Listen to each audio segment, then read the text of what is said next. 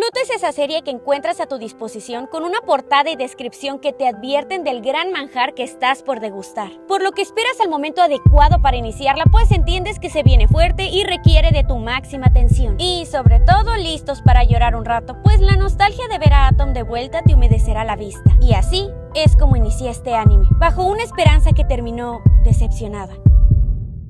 Hola persona, bienvenidos nuevamente a mi canal de YouTube. En este video me dedico básicamente a hablar sobre los personajes de Pluto y a dar mi opinión en general sobre el anime. Obviamente pueden pensar diferente y no pasa nada, podemos debatir en los comentarios respetuosamente. Yo soy Sanka y comenzamos. La historia inicia centrada en un robot detective, el cual viene de la Aeropol, llamado Genshis. Mate, Kudasai. Todos los nombres que salen aquí están bien difíciles de pronunciar, así que perdón, Gomenasai, hasta aquí, seguimos. Quien tiene la tarea de resolver varios asesinatos de robots y humanos que parecen tener una conexión entre sí. Todos los primeros capítulos de la historia son para darnos una explicación del mundo actual en el que se desarrolla la historia. Por las misiones y la vida cotidiana del detective es como entendemos que la humanidad avanzó a unos niveles abismales en tecnología y sobre todo con la inteligencia artificial. Ahora los robots tienen derechos como los humanos e incluso pueden llegar a tener hijos bajo un sistema de adopción algo peculiar. Ya no son esclavos de otra raza o de sus creadores a quienes son capaces de percibir como progenitores, llamándolos incluso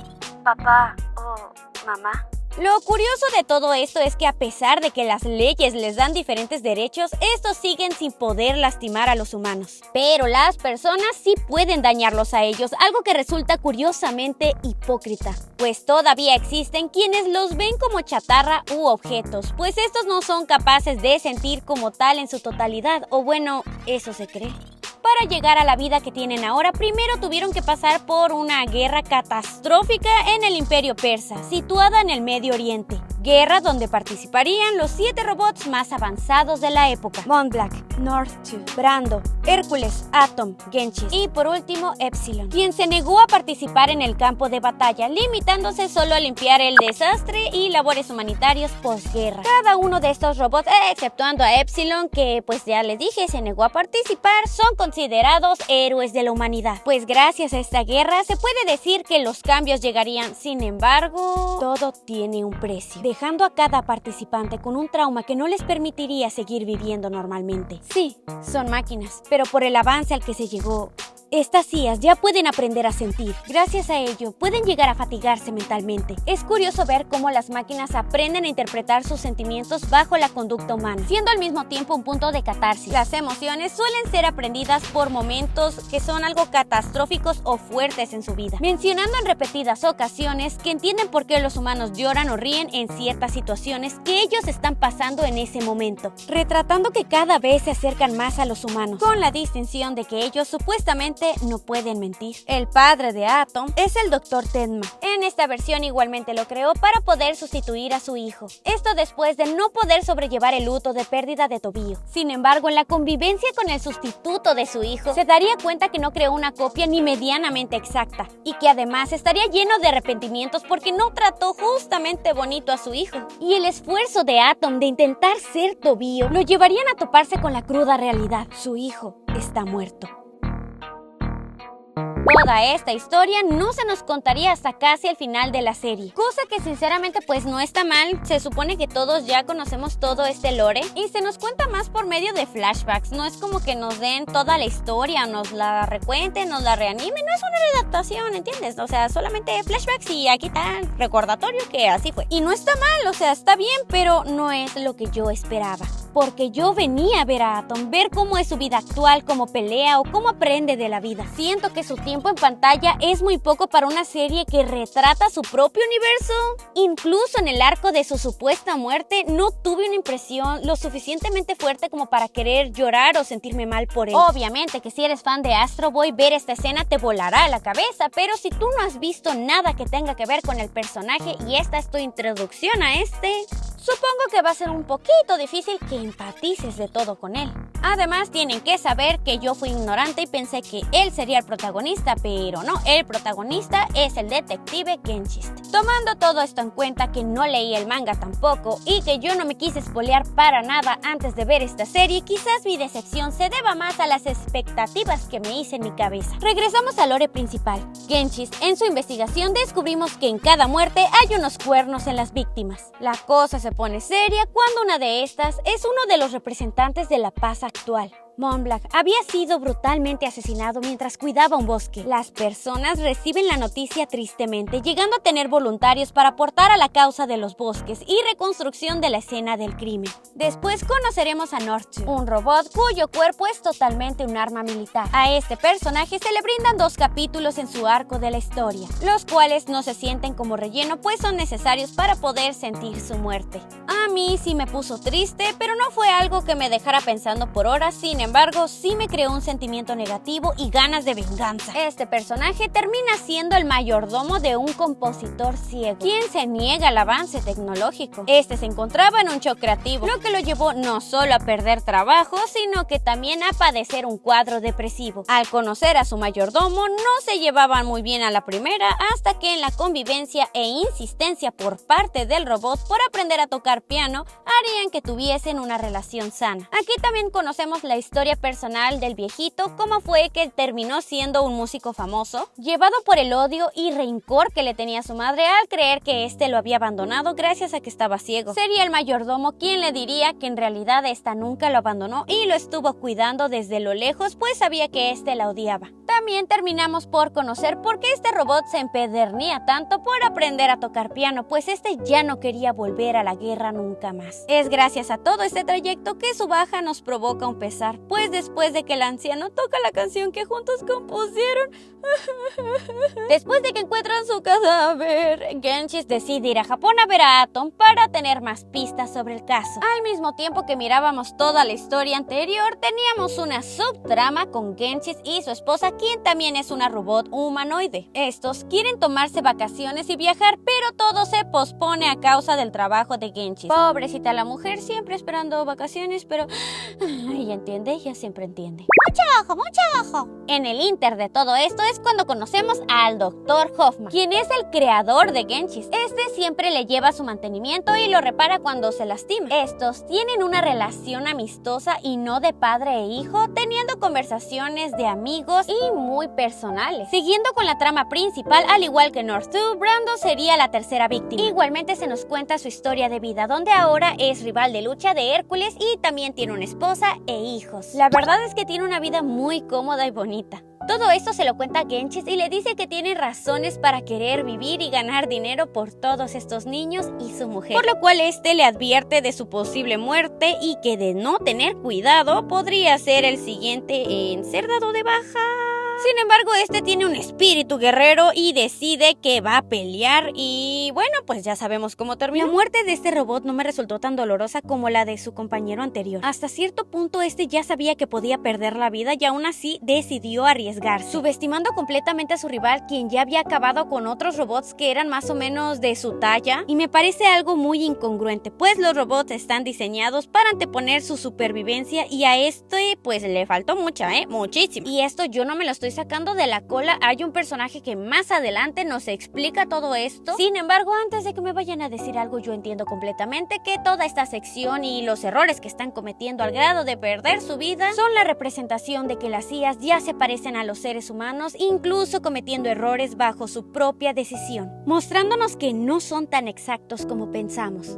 La verdad quisiera ponerme más poética con este personaje, pero es que me molesta un montón que tenía familia y no pensó 3, 4, 5, 6, 8, 9, 10 veces antes de irse a pelear. Mejor enciérrenlo en un búnker, yo qué sé. Me hubiera gustado más que soltara todos esos ideales de guerra y de pelea, pelea, pelea, y se fuera más por un lado de, ok, quiero ser papá, quiero tener una familia, y que de verdad protegiera esa nueva vida, pero Yo qué sé, no soy un robot. Hércules le sigue con el mismo destino, sin embargo, este no contaba con una familia y solo se dedicaba a ser un luchador, pues este tenía una perspectiva diferente. Antes de irse a la otra vida, se encuentra con Epsilon. Es gracias a su conversación que nos damos cuenta que los robots son capaces de tener personalidad propia e incluso pueden llegar a criticarse entre ellos, pues desde un inicio Hércules subestima a Epsilon y lo hace menos, y este le dice en su cara: otra vez me estás haciendo sentir mal, y el otro: sí, es que eres un cobarde porque no fuiste a la guerra y no eres testosterona. Después del fallecimiento del creador de Epsilon, que también había sido una víctima del mismo perpetrador, este comenzaría a cuestionarse si es buena idea seguir siendo pacifista, por lo que optaría en entrar a la investigación de Genchist, comenzando por salvar al Dr. Hoffman, aunque no lo hizo de una manera tan humanitaria porque en sus palabras pues ya está cansado y está pasando por un luto. Y el Dr. Hoffman soportó, nomás se ahogó poquito, se bofió, nomás le dieron guagüita y mira, Fly voló mi compa, está bien, al 100.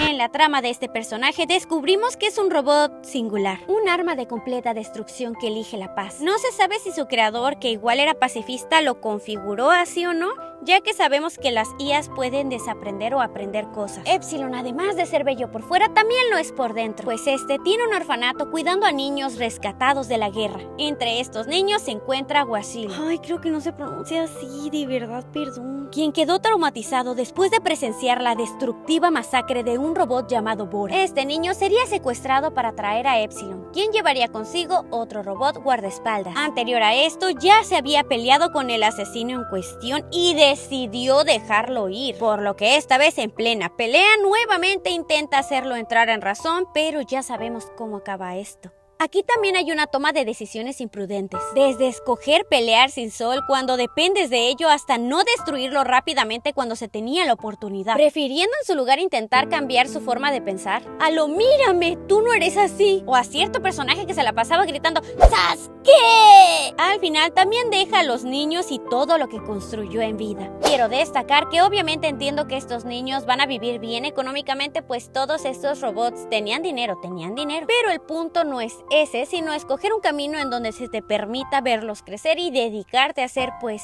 papá o su cuidador. Pasamos a la muerte de Genchist, quien igualmente muere a causa de la falta de autocontrol emocional. La carga que llevaba era tan pesada que alucinó en sus últimos momentos. A lo largo de la historia vemos cómo el detective visita en repetidas ocasiones a un robot que se tiene en custodia tras haber asesinado a un ser humano. Conforme avanza la historia, este intenta explicarle que son iguales, pues había cometido el mismo delito. Sin embargo, para esto Genchist no lo recordaba, pues esos recuerdos habían sido eliminados por el propio gobierno de su país. Todo para proteger su reputación por haber cometido tal delito que ameritaría una ejecución para el robot. El descubrimiento de este suceso fue algo impactante en el anime, ya que es algo que sinceramente al menos yo no esperaba. Para este punto de la historia tuvimos que enterarnos primero que este crimen había sido cometido por ambas partes por el odio, pues sus IAs habían aprendido a sentir incluso emociones negativas. Para llegar a esta conclusión tuvimos que pasar por una misión como subtrama, en donde el detective tendría como misión cuidar a un hombre llamado Adolf, un extraño quien acababa de sufrir un atentado contra su vida. Este hombre era parte de una secta de robots, esto llevado por el odio y ganas de venganza hacia los mismos, pues este provenía de una generación de personas a quienes les tocó la revolución de las máquinas, lo que atrajo pobreza para algunos sectores de la población, sobre todo la obrera, pues ahora solo se utilizaban robots para ello, lo que llevaría a que su padre terminase con su vida, al no ser capaz de encontrar un trabajo. Por ello, al crecer, su hermano se convertiría en un criminal, quien además sería un terrorista que cometería crímenes de odio contra los robots, terminando con una cantidad grave de niños, robots de los cuales uno de ellos sería el hijo de Genchist, un robot al cual había rescatado de la chatarra, siendo esta la razón por la que Genchist decidiría terminar con la vida de este hombre. A pesar de que Adolf estaba consciente de que su hermano era una persona reprobable, quería seguir pensando que no merecía morir en manos de un robot, por lo que intentaría terminar con la vida de Genchist. Sin embargo, al estar bajo su protección y cuidado, se daría cuenta que su odio estaba injustificado. Además, que la misma asociación de la que era parte era quienes estaban intentando deshacerse de él, pues ahora era un traidor por haber abierto la bocota y contarle todo a la policía sobre ellos. Además, Adolf todavía traería más información sobre quién sería el antagonista de esta historia, por lo que creo que todo este arco es muy relevante en el anime. Al final, después de que el detective lo salva, este le dice que el odio puede desaparecer, enseñándole que no es un sentimiento que prolifera, ni que se basa en la vida cotidiana de las personas. Esta sería una lección aprendida para el personaje. Sin embargo, no quita que sigue teniendo un trauma de alguna forma, por la manera en la que perdió a su hijo. Después de esto, se encuentra con el antagonista directo teniendo la oportunidad de acabar con él. Sin embargo, por la empatía que le tiene a otros robots y el aprendizaje sobre el odio y la venganza, decide dejarlo ir, renunciando a su puesto de detective. Esta decisión terminaría con su vida más adelante, la cual terminaría en manos de otro niño robot, quien era muy parecido a su hijo. Al tenerlo de frente, mientras este llevaba unas rosas para su esposa, tras haber tomado la decisión de darse un descanso y viajar a Japón, se dejaría llevar por una alucinación de su hijo, quedando indefenso ante el disparo que éste le daría. La verdad, yo no esperaba que este personaje muriese así. Siempre pensé que llegaría hasta el final y pues supuestamente era el principal, ¿sabes? No debería haber muerto. Luego de esto la historia se va más por el Peli Azul, que su nombre está bien difícil de pronunciar, cuya historia ya contamos anteriormente, pero yo quería aterrizar más bonito la de Genshist. Ahora quiero tocar la semimuerte de Atom. La verdad, yo no la sentí tan pesada. De hecho, fue demasiado rápido como sucedió. Ni siquiera nos muestran cómo pelean como tal. Tampoco me dejaron cómo respirarla, procesarla, ¿sabes? Para esto es importante hablarles de la hermana de Atom, Uran. ¿Quién es el personaje que les dije que les hablaría más adelante? Pues esta es quien nos dice que los robots están programados para tener instinto de supervivencia. Esta fue creada por el Dr. Ochanomizu. El que se ría le pego. No sé cómo se pronuncia ya, perdón. Gracias, Ochanomizu, ella tendría sentimientos más humanos, ya que el personaje Ochanomizu en realidad es muy buena persona, además de que también ayuda un montón a Atom. Además, Uran es capaz de percibir la tristeza a kilómetros, independientemente si viene de robots, animales, humanos, etc. Esto no se explica en la serie si es una habilidad que ella ya tiene programada o ella la tiene porque sí, la verdad no lo sé. Uran presenciaría la muerte de Atom, cayendo en un cuadro depresivo después de esto, lo que supone que debería causar sentimientos de tristeza al espectador. Pero yo sinceramente no sentí nada durante todo este contexto, no sé la verdad porque no pude terminar de empatizar con ella, ya que se supone que los robots son más objetivos y hay muchas cosas que se pueden explicar de forma científica, pero el hecho de que ella pueda percibir emociones a kilómetros me suena algo más mágico, lo que hace que no termine de convencerme de todo su habilidad. Luego descubrimos que Atom en realidad estaba en una especie de coma. Después llegaría el profesor Tenma a salvarlo, pues sería el único que podría despertarlo. Para mí ese fue el mejor arco de la serie y la verdad me hizo llorar. Me parece sublime. Uran recibe una tristeza que es incomparable al duelo que ella estaba viviendo. Esta sigue todo lo que siente, llegando a la tumba de Tobio donde había unas flores. Había sido Tenma quien desplegaba toda esta tristeza. Es aquí donde vemos los flashbacks con Atom, retratando la historia que ya conocemos. Es aquí donde entendemos que en realidad hasta ahorita Tenma no había digerido la muerte de Tobio, siendo la posibilidad de perder a Atom lo que lo impulsaría a salvarlo, repitiendo en su mente que su hijo ya no está. Ahora solo queda Atom, a quien no está dispuesto a perder, aceptando finalmente la baja de su hijo y la existencia del otro. No, es que yo creo que el que retrataran a un hombre tan calculador siendo sentimentalista, llegando al grado de insertarle los recuerdos de Genshis para que éste tuviese emociones negativas, logrando despertarse, aun si éste fuese un monstruo, nos muestra la humanidad del personaje, quien bajo sus propias palabras, el robot perfecto cometería errores, pues se asemejaría más a nosotros. Al final de este mismo arco es donde descubrimos que resulta que Tenma había sido el culpable de la mayoría de catástrofes actuales, al haber creado al antagonista principal de la serie, Goji. Bueno, creo que ya viene siendo hora de hablar de Pluto. Sahad fue un robot creado por Goji, quien era amante de las flores. Este es capaz de manipular el ambiente y de proyectarse en otros cuerpos con facilidad. Además, es quien ahora tiene el cuerpo de Pluto, bajo el cual vive la condena de seguir las órdenes de su creador, cometiendo crímenes atroces sin poder negarse. Pluto en un inicio se nos muestra con una presencia fuerte e invencible. No mames, ver un tornado con ojos relucientes que te traga sí te deja una grata impresión, por lo que es muy difícil vencerlo. La historia con él para mí es algo complicada. Sahad parece haber estado sufriendo durante todo este tiempo bajo la manipulación de su creador. Uno pensaría que después de llegar a la catarsis en el capítulo final con Atom, quizás tendría un final feliz, pero no, esto sería imposible.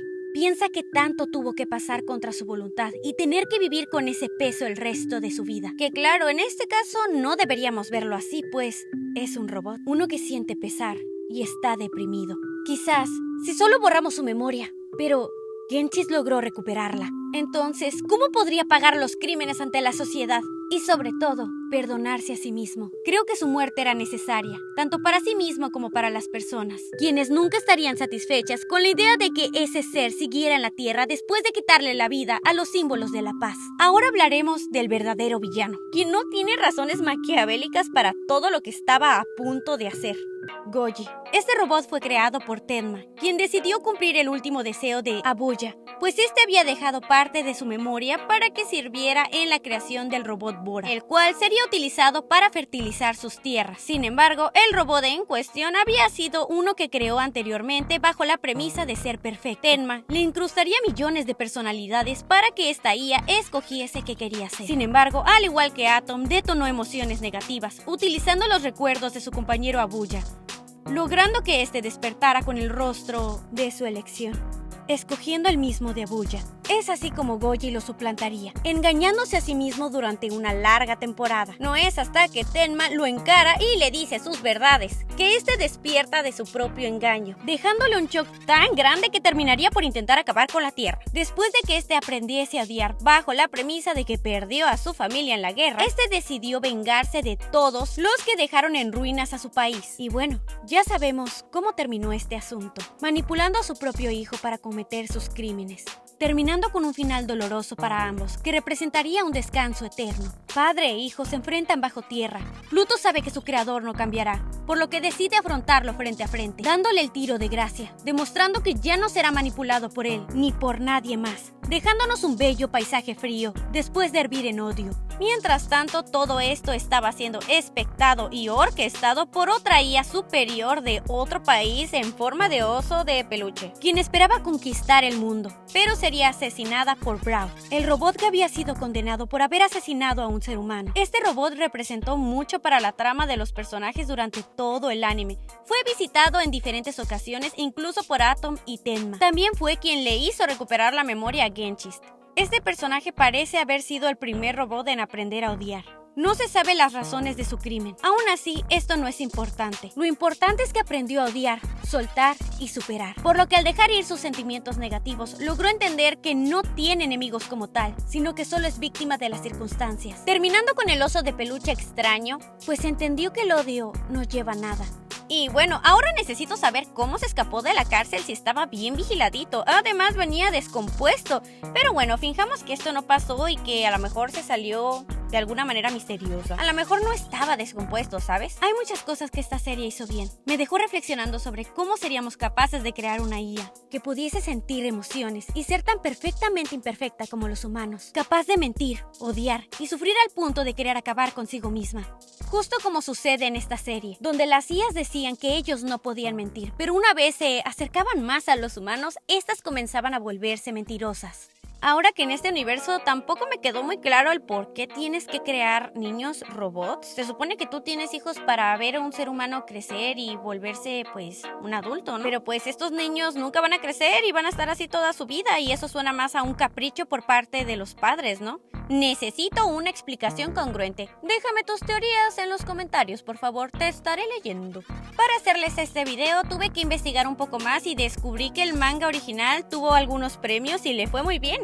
No sé si esta adaptación es fiel a su manga, porque no lo leí, así que no puedo opinar sobre ese tema. Y bueno, persona, creo que Pluto es una serie que tiene mucho para ofrecer y nos deja un gran mensaje y reflexión sobre los sentimientos negativos y cómo es válido tenerlos y aprender a lidiar con ellos. Además, el cuestionamiento sobre las inteligencias artificiales, que por mi parte me encanta. Yo sí quiero ver un futuro lleno de tecnología, maravillosos robots. ¡Ah! Sin embargo, si no estás acostumbrado a las series lentas sobre detectives y casos a resolver, quizás este no sea tu lugar. Pues si vienes a ver un recuento de historia de Astro Boy y peleas épicas, terminarás con un hueco como el mío. Pues la serie hace lo suyo, pero sentirás que algo faltó. Aunque bueno, probablemente si estás viendo este video es porque ya te la viste y solo vienes a ver mi opinión al respecto. Y si no lo has visto, ups, te has tragado tremendo spoiler. Y bueno, persona, hasta aquí el video de hoy. Si te ha gustado, por favor regálame un like y suscríbete. Hasta luego, persona.